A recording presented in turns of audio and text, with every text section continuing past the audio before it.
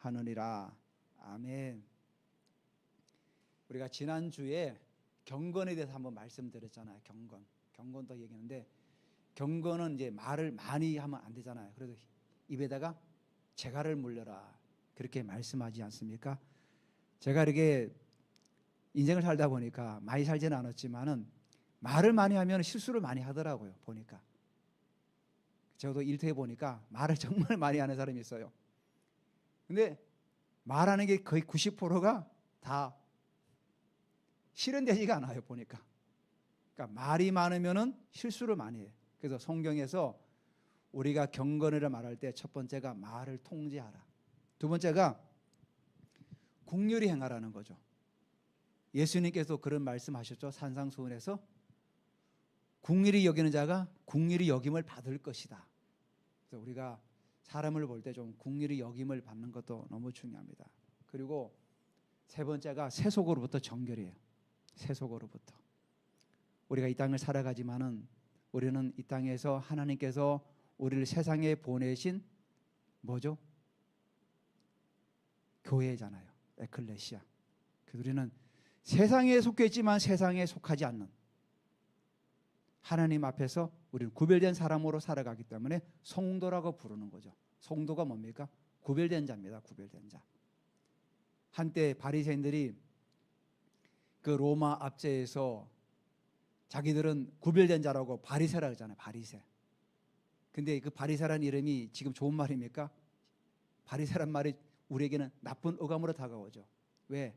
그들은 입술로는 거룩한 척 했지만은 행동하는 삶은 세속 사람과 똑같이 살았기 때문에.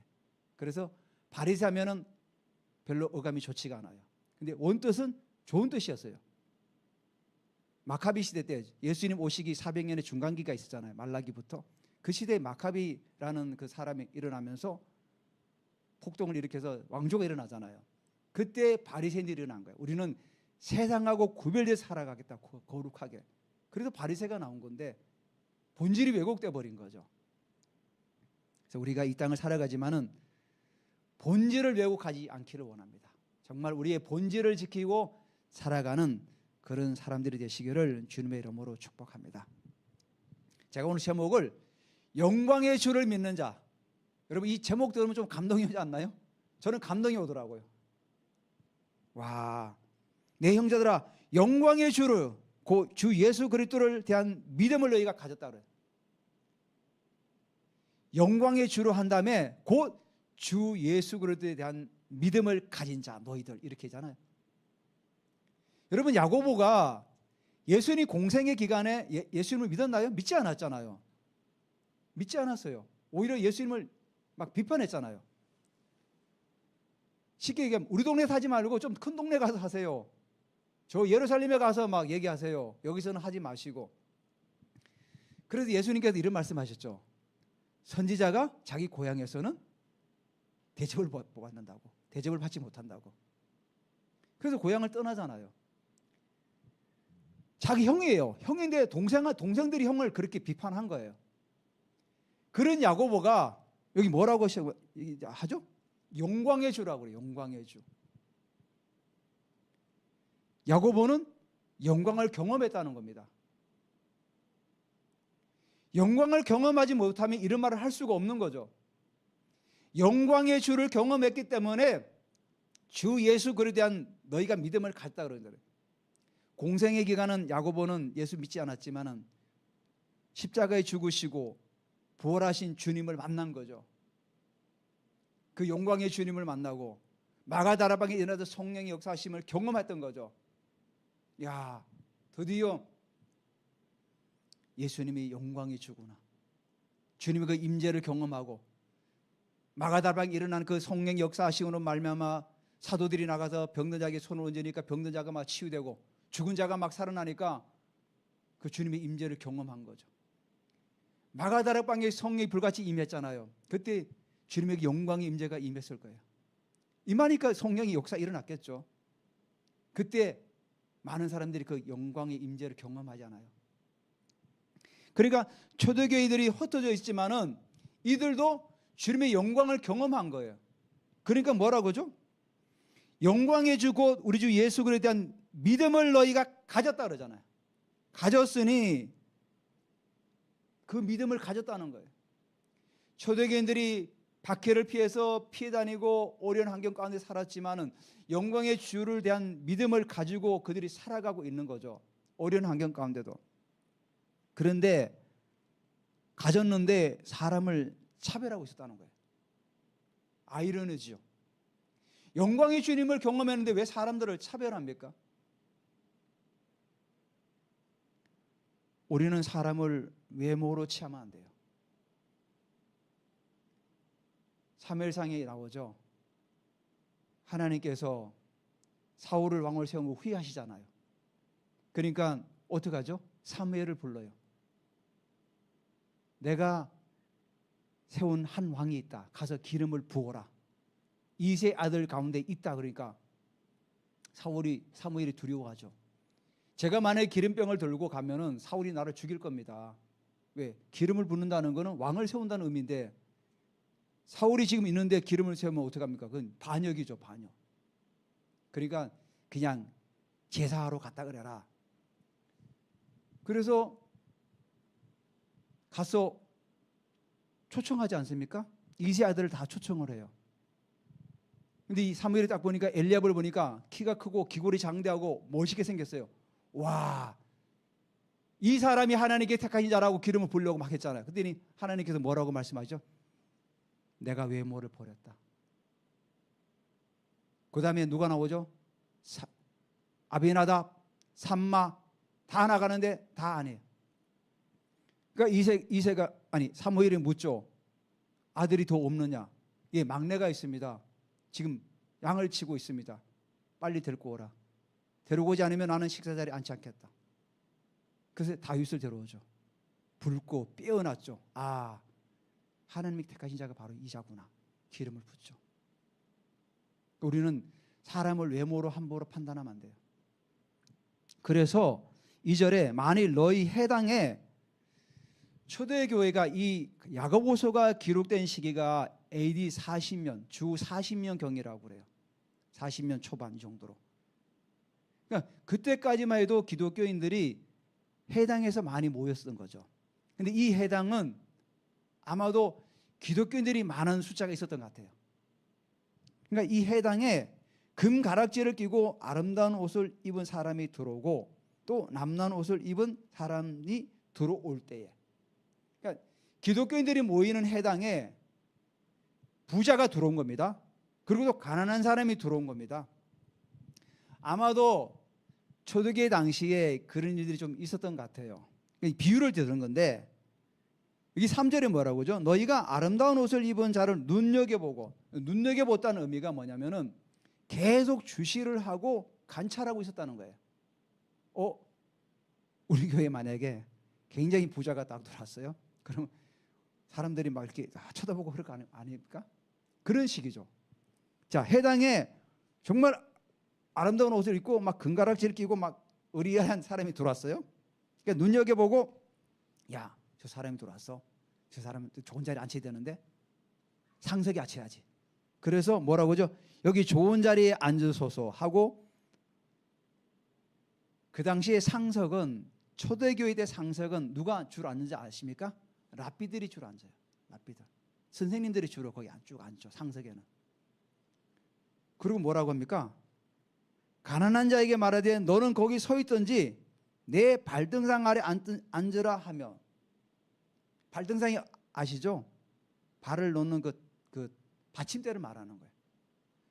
발을 놓는 받침대면 얼마나 거기가 더럽고 지저분하겠습니까? 거기를 앉으라는 거예요. 그러니까 부자가 들어오면 이게 뭐죠? 막 잘 대우해가지고 막 좋은 자리에 안내하고, 가난한 사람은 들어오면은 쳐다보지도 않고, 너 뭐 서 있든지 뭐 가든지 말든지 마음대로 하라. 이제 이런 식으로 한 겁니다. 그러니까 영광의 주를 경험한 너희끼리, 4절, 너희끼리 서로 차별하여 악한 생각으로 판단하는 자가 되는 것이 아니냐. 이렇게 하는 게 뭐라고 성경 말하죠? 악한 생각으로 한다는 거예요. 악한 생각으로. 좋은 생각이 아니라는 거예요.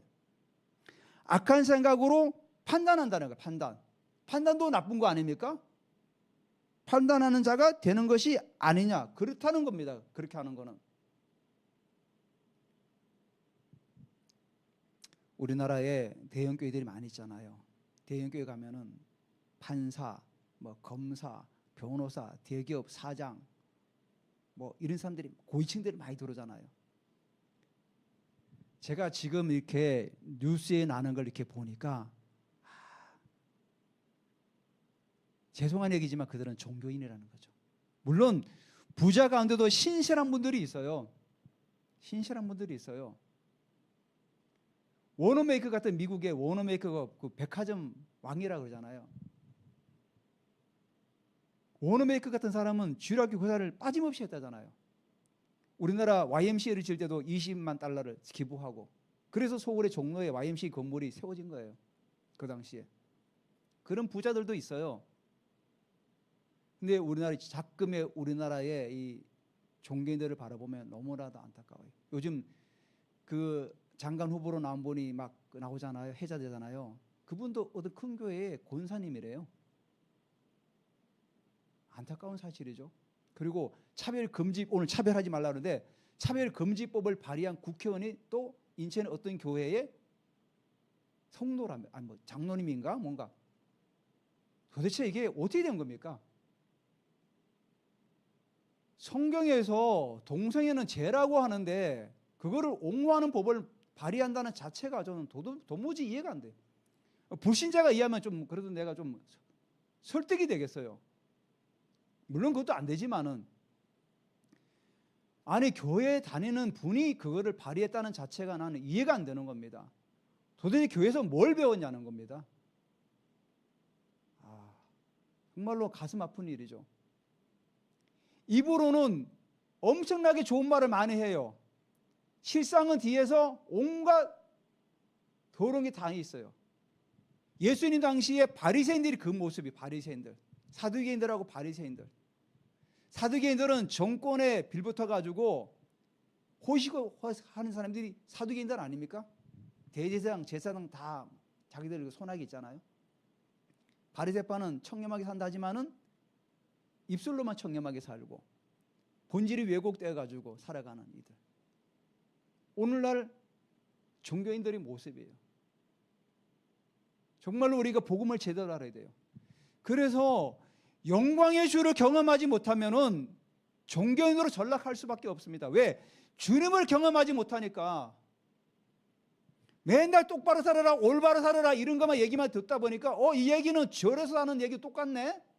교회랑 절하고 뭐가 차이가 있지? 구분이 안 가는 겁니다. 영광의 주를 경험하지 않으면은 구분할 수가 없습니다. 그러다가 시험이 들고 힘들면은 떠나는 겁니다. 여러분 시험이 올 때 제가 말씀드리지 않았습니까? 하나님으로부터 시련이 있어요. 테스트라고 그러죠. 테스트. 마귀가 주는 건 템프테이션, 그건 시험이죠. 완전히. 그걸 구별을 못하는 겁니다. 하나님은 우리에게 테스트하죠. 우리를 계속 연단시켜가지고 정상까지 세우기 위해서 우리를 끊임없이 우리를 단련시켜 나가요. 근데 그거를 이기지 못하고 떠나는 사람들이 많죠. 왜? 영광의 주를 경험하지 못하니까. 그래서 4절에 야고보 사도가 차별하는 것은 악한 생각으로 판단하는 거라는 겁니다. 그래서 4절에 5절에 뭡니까? 내 사랑하는 형제들아, 영광의 주를 경험한 내 사랑하는 형제들아, 들을지어다. 이 들을지어다가 자기가 개인적으로 말하는 것을 강제적으로 들으라 이 얘기 아니라 하나님의 뜻을 모아가지고 그 얘기하는.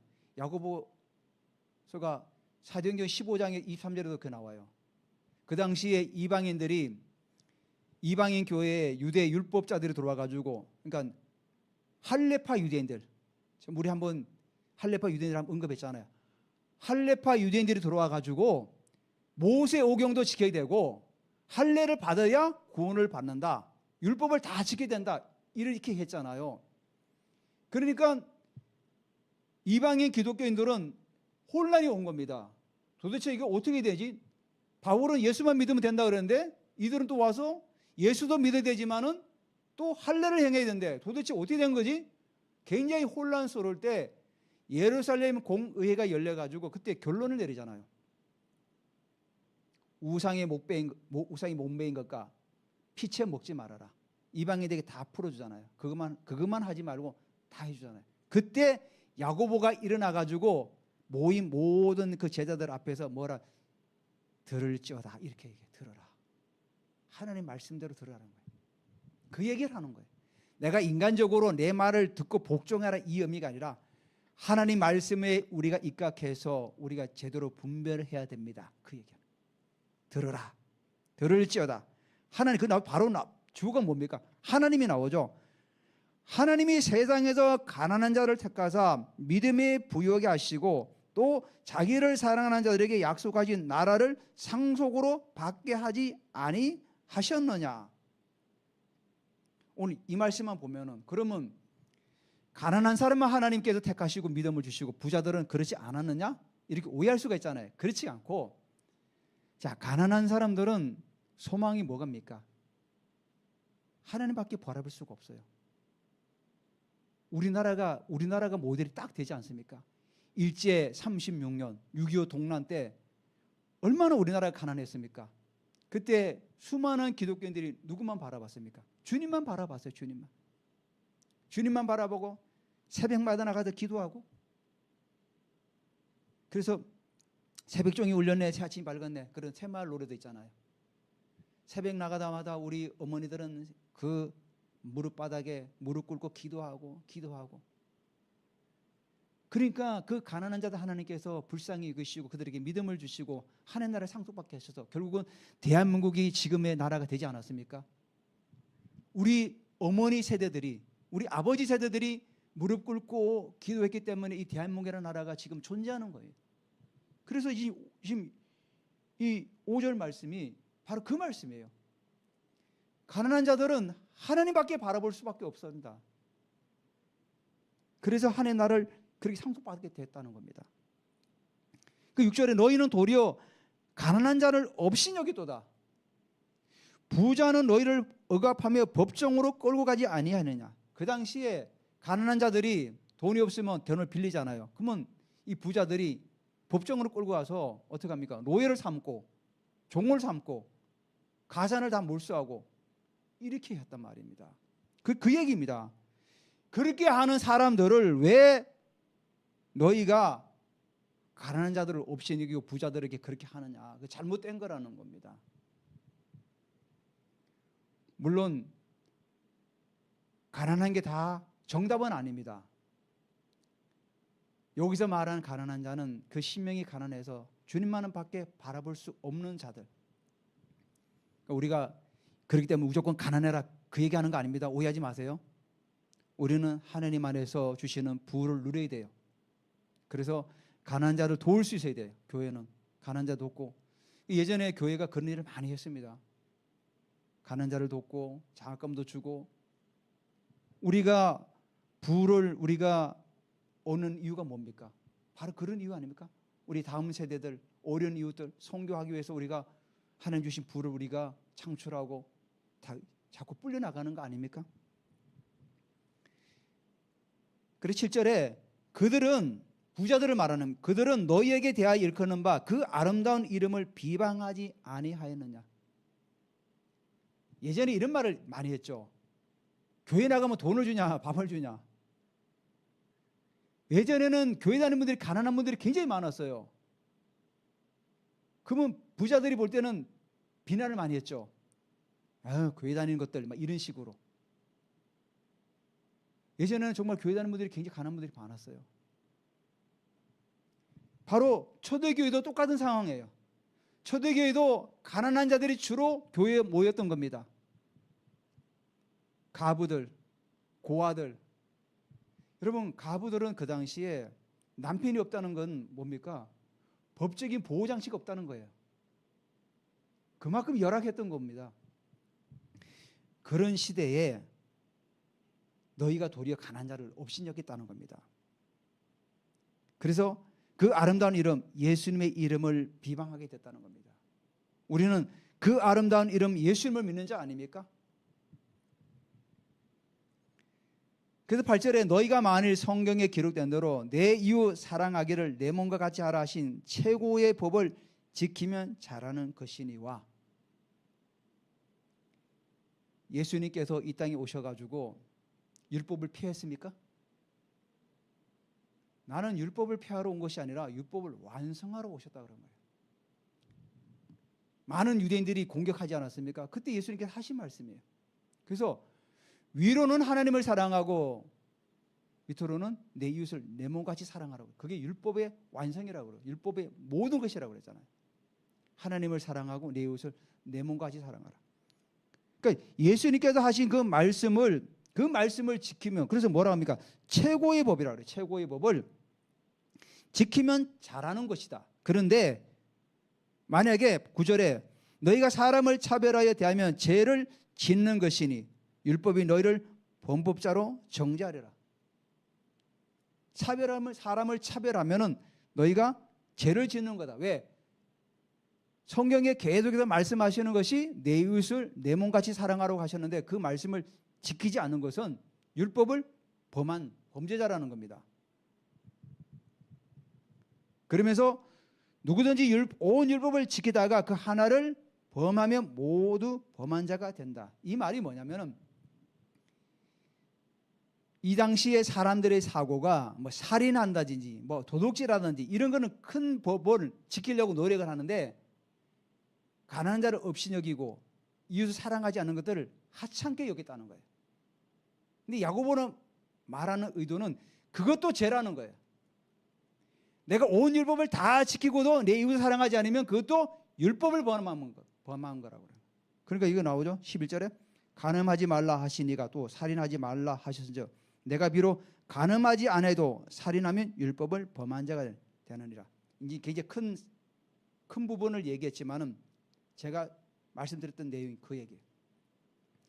살인하지 말라, 살인도 나 안 했어. 도둑질도 안 했어.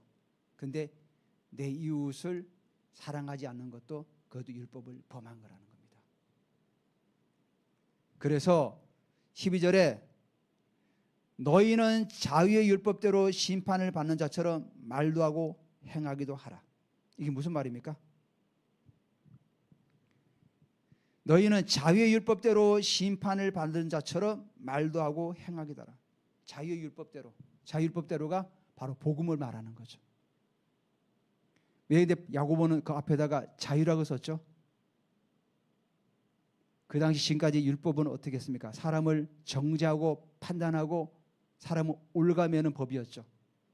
근데 예수님께서 오셔서 주신 그 율법은 자유의 율법이라고 하죠. 야고보는 아직 40년대 살았으니까 그 자유율법은 뭡니까? 우리를 자유케 하는 거죠. 율법으로도 자유함받죠. 그 당시 모든 사람들 율법에 얽매여가지고 안식일에도 5일 이상을 걷지 못하고 안식일에 사람이 자기 짐승이 구덩이에 빠지면 어떡합니까? 사람이 빠지면 걷어내지도 못하고 아픈 사람이 다치면 기도도 못 해주고 완전히 이들을 얽어매는 게 완전히 율법이었던 거죠.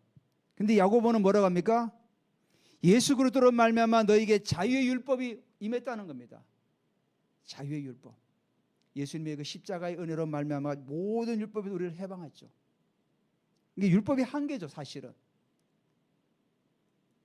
하나님께서 율법을 왜 주셨습니까? 율법은 율법을 통해서 구원받으라고 주신 게 아니에요. 율법을 통해서 한계를 느끼라고 주신 거예요, 사실은. 너희들 율법을 지키려고 그렇게 몸부림쳐도 못 지키지. 그러니까 이 땅에 나타날 구속주를 바라보라는 거예요. 메시아를 바라봐라. 그래서 욥이 그 멋있는 말을 했죠. 나의 육신의 장막이 벗겨진 날, 먼 훗날 나의 구속주가 나는 만날 것이다. 자기가 이 그 막 헌데 막 앓고 있는 그 육신의 겁질을 벗기고 먼 훗날 이 땅에 나타나실 그 구속주를 나는 바라봅니다. 주님을 바라보는 거죠. 다시 오실 주님을 바라보는 거예요. 그래서 우리가 이 자유의 율법이라고 말하는 거죠. 그래서 성경은 계속해서 율법은 결국은 주님을 바라보게 만들어요. 그게 율법의 한계예요. 다만 율법은 우리의 삶의 규범으로서는 지금도 존재하죠. 도둑질하지 말아야죠. 살인하면 안 되죠. 간음하면 안 되죠. 그게 우리 삶의 규범으로 우리는 지금까지 있는 거죠. 더 이상도 더 이하도 안 해요. 그래서 바울은 율법을 뭐라고 합니까? 몽학 선생이라고 하잖아요. 몽학 선생. 몽학 선생이 어떤 의미인지 아시죠? 전쟁을 통해 노예가 그 똑똑한 노예 잡아오면은 자기 자녀를 교육시켰잖아요. 왜냐하면 나라에 침략해서 왜 많이 배운 사람들도 포로로 끌려오잖아요. 그런 노예들은 그냥 허드렛 일 시키긴 아깝잖아요. 그러니까 머리가 똑똑하니까 자녀 교육을 맡긴 거예요. 그래서 이 자녀가 성인이 될 때까지는 이 몽학 선생 아래에서 모든 지도를 받아야 돼요. 시키면 시킨 대로. 근데 성인이 되면은 더 이상 이 몽학 선생의 지도를 받지 않죠. 성인이 되었기 때문에. 바로 그거예요. 예수님이 오시기까지는 이 몽학 선생이 우리의 율법을 통해서 사람을 좀 조여줬던 거죠. 죄를 짓지 못하게 하려고. 하지만은 예수님이 오심으로 말미암아 우리는 자유하게 되었죠. 더 이상 율법이 우리를 얽어매는 그런 어떤 법이 아니라 자유케 하는 법이었죠. 그래서 자유율법대로 심판을 받는 자처럼 말하라. 이게 뭐냐면 우리는 심판을 받지는 않아요. 우리가 이 심판은 뭐냐면 우리가 주님 나라 갔을 때 이 땅에 우리가 행한 대로 상급을 받는 거죠. 상급. 우리에게 상급을 받는 거죠. 누구는 영광의 면류관을 받을 수 있고 어떤 사람은 의의 면류관을 받을 수 있고 어떤 사람은 생명의 면류관을 받을 수 있겠죠. 제 생각엔 생명의 면류관은 아마도 순교자들 아닐까요? 이 땅에도 순교당했지만 그 생명의 면류관을 받지 않을까 합니다. 그런 어떤 상급을 말하는 겁니다. 자, 마지막 13절에 공의를 행하지 아니하는 자는 자에게는 공의 없는 심판이 있으리라. 공의를 행하지 아니하는 자에게는 공의 없는 심판이 있으리라. 이게 뭡니까? 주님 나라 갔을 때 너는 왜 사람들을 공의를 여기지 않느냐? 나도 너를 공의를 여기지 않겠다. 그 뒤이는 제가 어떻게 상상을 할 수는 없겠지만은 어쨌거나 우리가 이 땅을 살아가면서 예수님께도 분명히 말씀하지 않았습니까? 공의를 여기는 자가 복이 있다 그랬어요. 그리고 공의를 여김을 받을 것이다 그랬어요. 나도 내가 남을 공의를 여기지 않으면은 남도 내게 공의함을 여김을 내가 받을 수가 없다는 거예요. 그러니까 우리가 모든 사람들에게 공의함을 우리는 가지고 대해라는 거죠. 그래서 공의는 심판을 이기고 하늘나라에서 그 모든 심판을 이기고 자랑하느니라. 우리가 자랑하는 자가 되야죠. 아, 나는 공의를 하나님 주신 공의를 가지고 사람들에게 베풀고 내가 사람들에게 선을 베풀고 살아가는 자로서 나는 서 있다. 그래서 하나님 앞에서 은혜 가운데 살아가야 돼요. 여러분, 이 공의라는 말 속에는 예수님 당시에 오병이어 기적을 이룰 때 그 도시락을 누가 갖고 왔습니까? 어린 아이가 자기 먹을 도시락을 가져왔어요. 5병, 5개의 떡과 물고기 2마리를 가져가는데 그거를 예수님께 드렸어요. 제자들은 그걸 받고는 아, 이거 가지고 어떻게 이 5천 명을 먹일 수 있을까? 근데 예수님은 기도하지 않았습니까? 축복할 때 5천 명이 다 먹고도 12광조리가 남았다고 그랬어요. 그게 바로 국률이죠. 어린아이가 내 도시락을 남에게 베풀 때 같이 나눠 먹을 때 5천 명을 먹고도 12광조리가 남은 거예요. 그게 바로 국률이에요. 성경에 1만 달란트를 받은 사람이 탕감받지 않았습니까? 주인으로부터. 근데 자기 돈 빌려간 어떤 한 그 친구한테 돈 조금 빌려주고 안 갚다고 감옥에 집어넣어 버렸잖아요. 그러니까 이 사람은 결국은 하나님으로부터 공의함을 받았는데 자기는 공의함 베풀지 못하니까 결국은 자기도 공의함 받지 못하게 되었던 거죠. 성경에 완전히 반대되는 나오죠. 1만 달란트 탕감받은 자, 어린 아이가. 그래서 우리가 이 땅을 살아가면서 사람들에게 공의를 여기는 그런 마음을 가지고 살아가시기를 또 우리 바라면서 또 영광의 주를 믿는 자로서 이 땅 가운데서 그걸 경험해 나갈 때 우리는 종교를 이길 수가 있고요.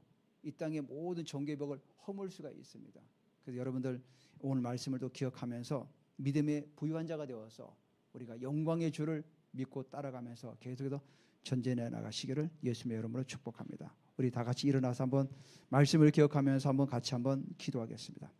하나님, 오늘도 우리가 영광의 주를 믿는 자로서 사람을 차별하지 않고 우리가 하나님의 사랑을 가지고 그를 대하며 믿음이 부유한 자가 되어서 살아갈 수 있도록 우리에게 은혜를 부으시고 기름 부어 주시옵소서. 우리 주여 한번 부르면서 기도합니다. 주여 할렐루야. 영광의 주를 아버지 찬양합니다. 하나님 아버지, 우리에게 영광의 주로 오신 하나님을 찬양합니다. 우리가 종교가 아니라 율법이 아니라 주님의 그 임재와 영광을 경험하게 하심을 감사드립니다. 올해는 더 높은 차원으로, 더 깊은 차원으로 나아가기를 원합니다. 주님의 은혜 가운데 우리가 더 높은 차원으로 나아가기를 원합니다.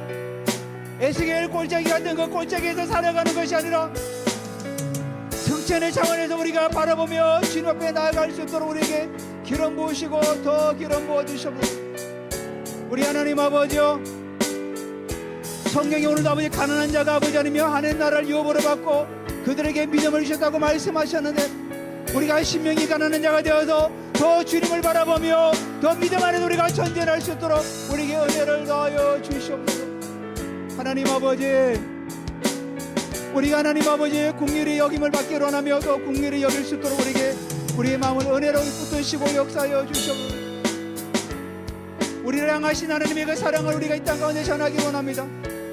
믿음의 부유한 자가 되어서 아버지 하나님 이 믿음을 증가하게 하시고, 하나님이 주신 아버지 하나님 그 경제를 가지고 하나님의 이웃을 돕고 후대를 살리고 다음 세대를 살릴 수 있도록 하나님 우리에게 은혜를 부어 주시옵소서.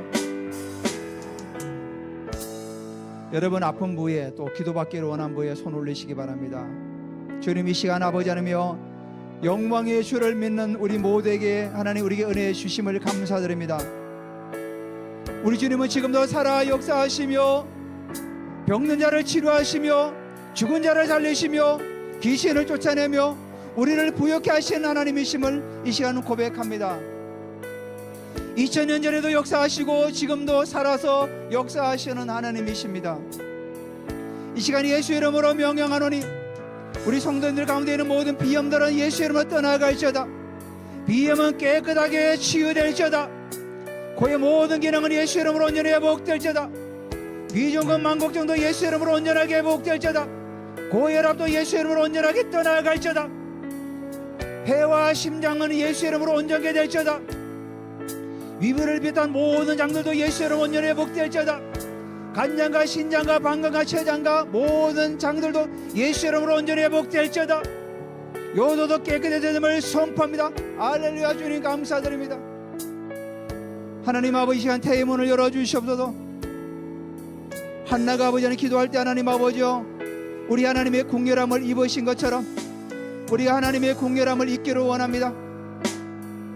하나님 태의 문을 열어주시고 태의 문을 가로꺾고 막고 있는 모든 장벽들은 예수 이름으로 다 끊어질지어다. 파쇄될지어다. 주님, 이 시간에 성령의 불로 주님 기름 부어주시옵소서. 성령의 불 들어가고 주님의 불 들어가 태는 이 시간에 예수 이름으로 열릴지어다. 태는 이 시간에 예수 이름으로 열릴지어다. 우리 교회는 원래 30명의 성도가 세워질지어다.